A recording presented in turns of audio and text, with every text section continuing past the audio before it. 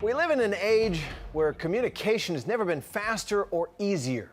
Teenagers, believe me, have cell phones and Facebook pages and email addresses, but cyberspace never forgets. And racy photos and messages that are quickly sexted among peers, as they say, they live on and even become potential evidence in court. If a minor is involved, that can mean a child pornography charge. And for the 20-year-old you are about to meet, a life branded as a sex offender. So is it time to rethink the law? Vicki Mabry has the report. Vanessa Hudgens of High School Music fame and Hannah Montana's Miley Cyrus apologized a couple of years ago when sexy pictures of them leaked out. It's the kind of thing that may enhance a star's career, or at least not impede it, but can land ordinary teens in jail. It was 3:28 in the morning, I think it was, and I got up, I went to my computer, and I sent the pictures, a couple of the pictures that she had sent me to the contacts in her email list, and I went back to sleep. This is the face of a registered sex offender. Florida Department of Corrections number X61836. His real name is Philip Alpert, and when he was a senior in high school, he was arrested on charges of child pornography.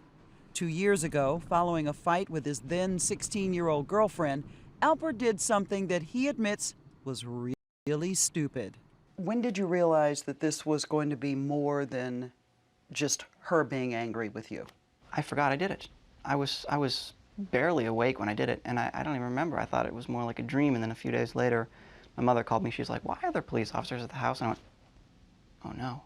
And it came back, you know, the same way a dream does. Like something happens and you remember. But when you got home, the police were there waiting for you?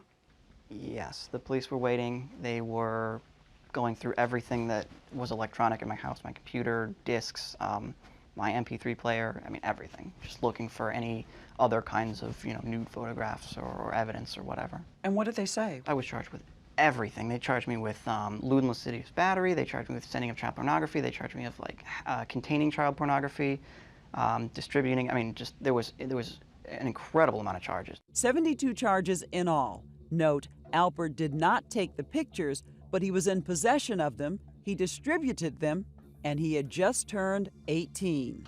He pled guilty, and that began Philip Alpert's nightmare.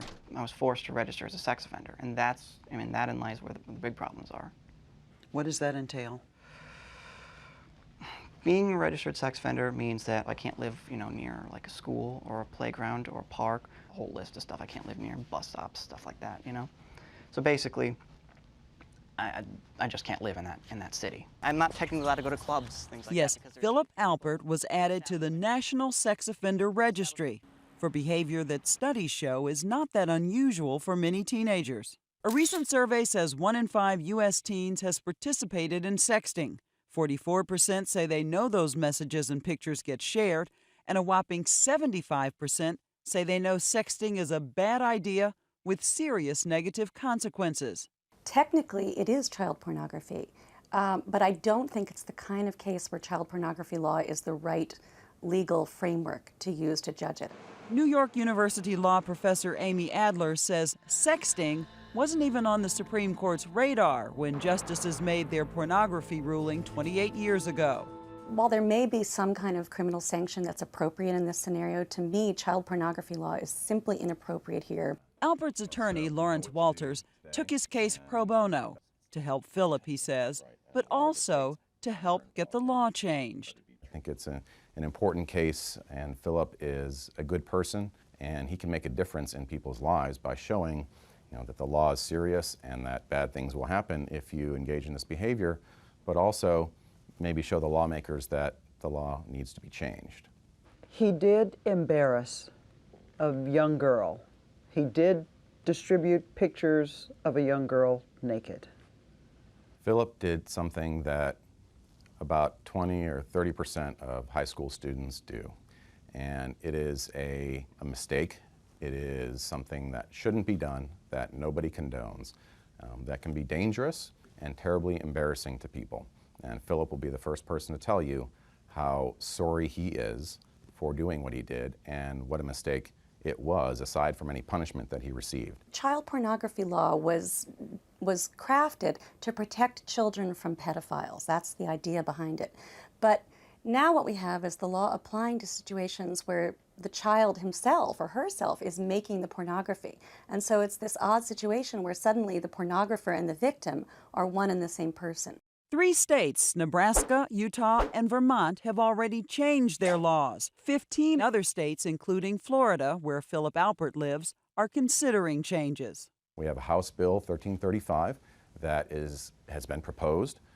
It would treat sexting as a non-criminal offense. In other words, a child or a teenager who sent these pictures or created the pictures would get a $25 fine and forced to do 8 hours of community service. And then if they do it a second time or a third time, the punishments go up. Should these cases be heard in criminal court or family court or some kind of juvenile court? A lot of these cases shouldn't be heard in court at all.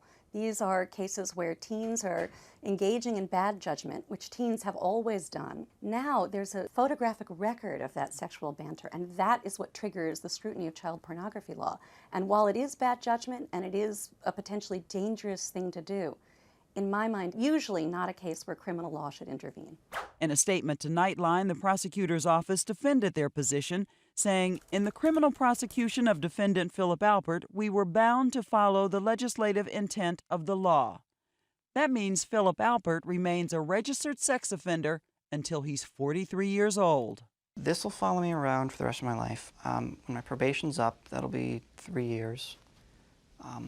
I then have 20 years on the sex offender registry, and then I can petition to be taken off of it, and that can be approved or denied. But when I'm a 20-year-old kid and I explain that I'm a sex offender, it's bad. When I'm a 40-year-old man and I explain that I'm a sex offender, it's going to look a lot worse. Technically, his ex-girlfriend also could have been charged for taking the pictures and sending them to Alpert, but she wasn't, and he's glad. I can't do anything besides say I'm sorry over and over and over, and I don't think it's enough, but that's all I've got right now. You have a kid that makes a mistake and they get a slap on the wrist. On the day we met, Alpert was preparing for a college interview. He had to convince administrators he's not a danger to other students in order to be admitted. What I did was stupid, and it was mean, and it was angry, and it was deviant, but it wasn't sexual in my mind. I wasn't thinking clearly. Alpert and his lawyer hope the change in Florida law, if it passes, will be retroactive for him. But until that time, this is the face of a sex offender. This is Vicki Mabry for Nightline in Orlando, Florida.